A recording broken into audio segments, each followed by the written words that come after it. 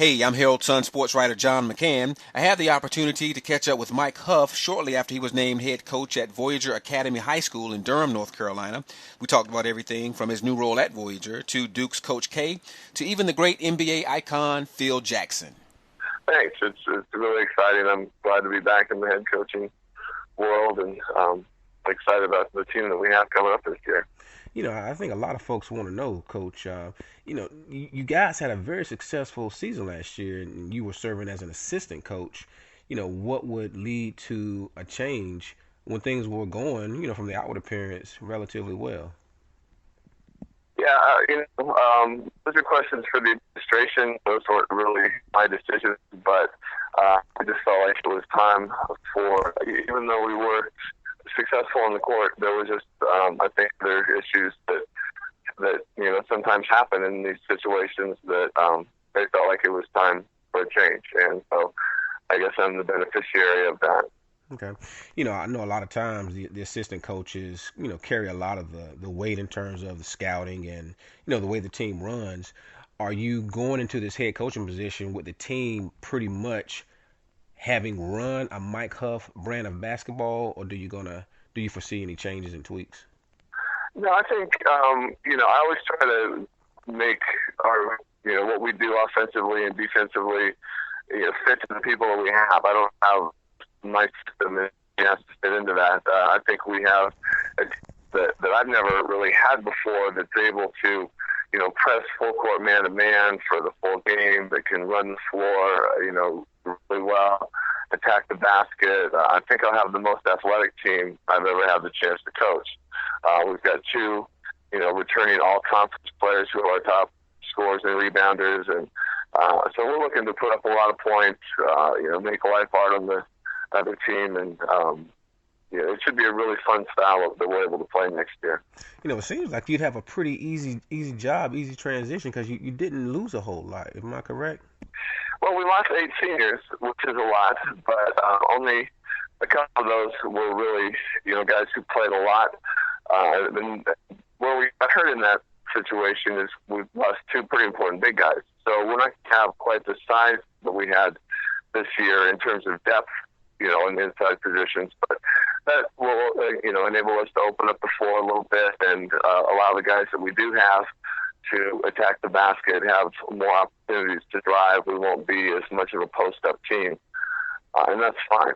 Okay, I guess I'll go ahead and break the ice, and because I'm sure you're gonna be getting a lot of questions along these lines as the season approaches and as the season gets going.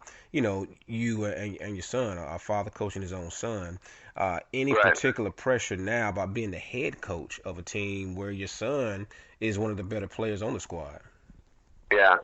That's always a challenge for anybody that I've ever seen who's done that. I think the great one that I kind of look at is the McDermott at Creighton last year, father-son situation, and they seem to have a great relationship. And it's something that Jay and I have talked about from even when I was back at Trinity, and we were looking forward to that. And we've kind of come to the understanding that when we're on the floor, I'm your coach, and once we walk out the door, get in the car, I'm your dad. And so, I'm going to play the dad role when it's time to do that, play the coach role when it's time to do that. I think the pressure when you coach your own child comes from other people's observations, and, you don't want to appear to be favoring your child.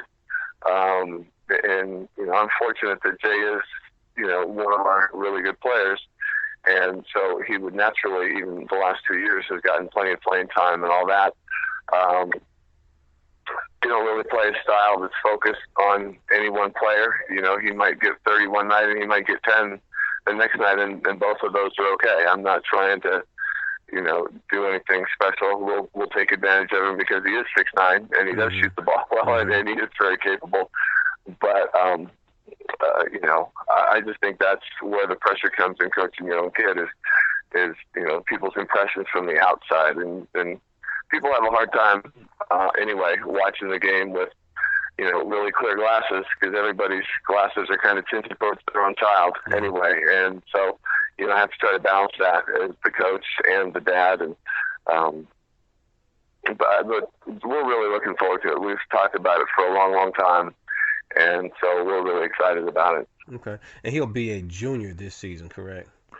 Correct. He'll be a junior. You know, the games I saw with Jay and Harold Sunrees, I'm on the line with Voyager head coach Mike Huff. The games I saw with Jay, certainly on the defensive end, you know, he was a handful blocking shots. I didn't see him a lot offensively on the post. Did I just miss those games, or do you look to feature him more in the post offensively this season? Yeah, we'll feature in the post when we feel like that's an advantage, but he has been our best three-point shooter for the last 2 years. And so, you know, he's pretty skilled in that way. And he's, you know, his problem has been that, you know, he's 6'9", but he's still only, going into his junior year, he's only 180 pounds, which is pretty skinny, so it's pretty easy for him to get pushed off the block and stuff. But he's gotten much more comfortable there. He's working hard at that part of his game. And so I think, you know, we'll see that start to develop. But I've always felt like it's better for a young player to develop those perimeter skills, and it's easier to make the move from the perimeter into the post than it is from the post to the perimeter. That's just my opinion. Mm-hmm. So, you know, we always worked on him being able to shoot the ball, being able to handle the ball. And I think for a 6'9", you know, sophomore kid going into his junior, he does those things pretty well. And I think, you know, he's starting to develop the jump hooks and the little, you know, drop step, dunk, you know, post moves on the inside that is going to make him really difficult to stop. You know, because he can stretch the floor with his size, is the offense going to run through him? Well, we've also got, you know, Chris Stoss is returning. He's two-time all-conference player. He's been our leading scorer the last 2 years. I don't know that we run anything through anybody. It's just that we want to hit people, you know, when they're open. We want to take advantages of the situations where we do have a mismatch or whatever. Our offense is going to really be built on trying to floor, get easy shots, play good, hard man-to-man defense, and challenge everything that people do. And you know, so I think everybody's going to get their opportunities, and you know, when it's time for things to go through him, it will. Mm-hmm. But that's not necessarily going to be our focus. Tell me some more about Christopher Sauce. I had a chance to watch him have a really nice game last season. What is he going to bring to the table for you during his senior campaign? You know, the thing that Chris does, he's just one of those kids that, you know, he doesn't have the biggest vertical jump. He's not the super athletic. I mean, he's a good athlete, but he's not the super athletic kid. But he's one of those kids who's just tough, and he's a leader, and he'll will you to a win. He'll find a way to win, whether that's he needs to get 12 rebounds, whether he needs to, you know, defend somebody. He's going to do whatever it takes to win. He's one of those kids that just hates to lose, and will find a way to do what it takes to win. So, you know, he's been our best rebounder ever since I've been here. He's been our top scorer. His outside shot is developing, which he's going to need to, you know, move on and play at the college level. You know, so we want to do those things too that give those guys a chance to develop the skills. Because he's a 6'4", 6'5" kid who's not going to play post in college. Mm-hmm. So he's another one that's having to develop some of those perimeter skills. One of the things that perplexed me about the Voyager squad last year, I would look in the stat sheet and look at Gary Ford's numbers and saw that they were a little down. And I'd seen him play in the past, and I thought him to be an effective point guard. You know, what was the reasoning for his numbers not being quite so high? You know, I think Gary just had a lot of pressure on him. Some of it self-imposed, some of it imposed from outside sources, and I think, you know, he just didn't really play free. And that's my goal for Gary this year. It's just for him to have fun playing, to play with a lot of freedom, to you know, get his shot when his shot is there, but really, you know, be somebody who can get 10, 12 assists a game. He's got two really good finishers, or even more. You know, Deontay Parker, I would add to that list, and some guys that are coming up from our 19-3 JV team. I think we're going to have more finishers than we've ever had before. So I think Gary's stats are going to go up in that way. And I think just the style that we're going to play and the way we're going to do things, I think Gary will he'll get that confidence, and he'll have a great season. You know, you mentioned Deontay Parker, and although you'll appreciate this being a former Duke affiliate yourself, a guy like Robert Brickett, man, who's just a great athlete, a great jumper. Right. And certainly Deontay is not that tall, but he strikes me as that kind of athlete. Oh yeah, Deontay's the best athlete I'll ever have had a chance to coach in terms of speed, vertical jump, his ability to move laterally. He's just a freak as an athlete. Some of the things that he's able to do, it just blow my mind. I Now, mean, because the dude plays soccer too, right? he does say he was an all-conference soccer player, Okay. and but I think the thing with Deontay is he's always been such a good athlete that he's been able to get away with, not necessarily developing all of his skills. And so I think, if he wants to continue on and play beyond high school, there's some things that he's got to develop. We're working on his left hand, working on him being a more consistent shooter.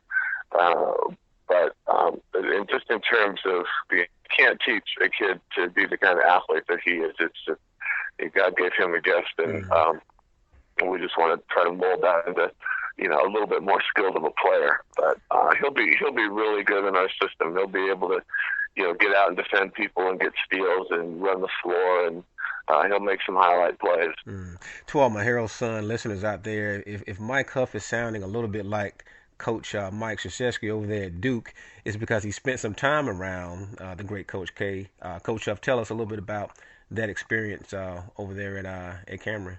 Yeah, well, for 7 years, I was the coordinator of sports performance at the Mike Krzyzewski Human Performance Lab, which is on the Duke campus, part of the sports medicine program. And so one of the things that I got to do during that time was be involved in the testing of a lot of the Duke athletes, Jason Williams and J.J. Redick, and the list goes on and on for several years. And so just to be around close enough to the Duke program to just kind of see the way they operate, the way that a program is run, to read all of Coach K's books, to be able to have a personal relationship with him. And, for a guy who grew up in a wheat field town of 300 people in eastern Washington State, it was pretty amazing to me to be there at Duke and to be able to do that and to film a video with Coach K and just be around that and kind of absorb that a little bit. And that's had a big impact on my career as a coach as well. Tell me about that video with Coach K.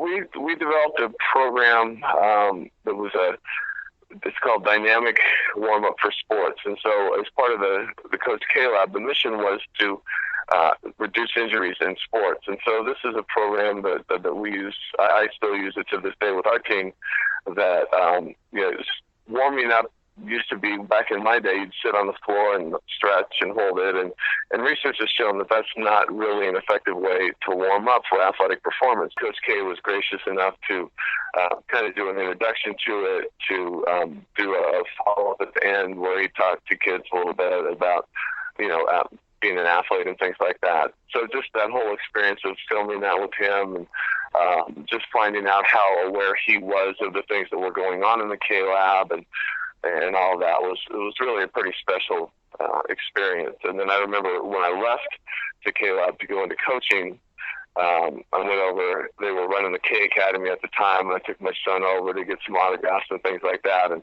he pulled me into a room by myself and just expressed his gratitude for the things that I'd done over the years and gave me a bag of gear and things like that. And he's really pretty amazing in that way. And again, those are just things that when I see things like that, I try to learn from them. And not that I'll ever be in the position that he's in, but I still think, one of the quotes that I've always tried to live by is the big time is where you are. And so, we're not at Duke here, but, Voyager Academy, that's where we are. And so that's the big time, and we're going to try to do things in a first-class way. And, he's been a great role model for me in that way. Yeah, okay, so Coach K has done all this great stuff for you, Coach Huff, but then you turn around and got a guy on your side that wears the other shade of blue. What's the deal with that? Right now I've got Melvin Scott working with me, who's a Carolina guy, and we actually have a lot of fun with that. And, we laugh about it. We give each other a hard time with whoever wins or loses or whatever, but as much as it is a rivalry, the guys that I've been able to meet over the years from Carolina have been really good guys, and Melvin's one of the best. And we have a great relationship in terms of friendship and coaching, similar philosophies, and I think it's going to make coaching here at Voyager really, really fun. You certainly bring a whole lot to the table, Coach. You're a professional basketball player as well. give my listeners an idea of your own personal basketball background. Yeah, well, I was not a great player. We'll say that I was a decent player in college. One of those guys who sometimes started and sometimes didn't play much, and learned a lot about coaching and things that I want to do and don't want to do just from the experience of being a college player. But I was fortunate enough to go to Germany for a year as a professional, if you want to call it that, player, and to experience playing over there. And really had my best year of playing basketball when I was over there. Developed some confidence that I never really had in college, and played for a coach that's all like really believed in me and stuff. So that was a great experience. I think to be able to see the world through the sport of basketball is, that's just a great experience. And so I've done that. I've been to Australia a couple of times as a player. I've been to England as a coach. So again, I've gotten to see the world because I've played and coached basketball. And so I'm really thankful for those experiences. And you've taken all that knowledge and put it together in a nice, neat package. Well, yeah. I wrote a book called Teamwork, Rediscovering the Essence of Basketball, because as I've watched basketball for the last number of years, it just seems to be a sport that's been increasingly about the individual, whether it's at the professional level and we promote the superstars, or you watch even the middle school and high school kids play now, and kids who go to individual coaches and develop their skills, and then they don't really understand how to play and how to operate in the context of being a team member. And so I wrote the book because I think basketball really is the ultimate team sport. Everybody has to play defense. Everybody has to play offense. There's no goalies. There's no, field goal kickers. There's no specialists. It's everybody has to do everything. And so to me, it's the ultimate team sport. And so I just wrote the book and took people back to the basics of, there was no dribbling when the sport was invented. It was all about passing and, working together for a score. And so I just kind of want to take people back to that. And then also when you're part of a team, it's not just the things that happen on the court, but how do you work together off the court? How do you develop leadership? How do you develop communication? How can we have the attitude that collectively we're all responsible for this, that there's no superstars, there's nobody who's more important or more valuable than anybody else as a person. I think, we tend to base people's value on their performance, and I don't really believe in that. I think each person on your team is valuable, and we need to communicate that back to them. Now, they might have a different role on the team, but that doesn't make them a better person. It just means they're a person that has a different thing to do. Okay.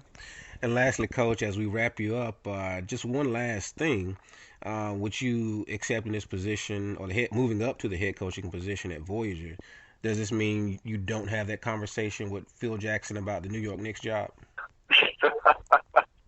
I don't think I'll be taking that job anytime soon. That's a challenging job for anybody, and not only the people that they have on the team, but just being in that environment. And I don't think they're going to take a guy who's only been a small high school coach and take him up to coach the Knicks. But it will be interesting to see who they choose. Of course, Phil Jackson ended up going with one of his former players, Derek Fisher, but that's his loss.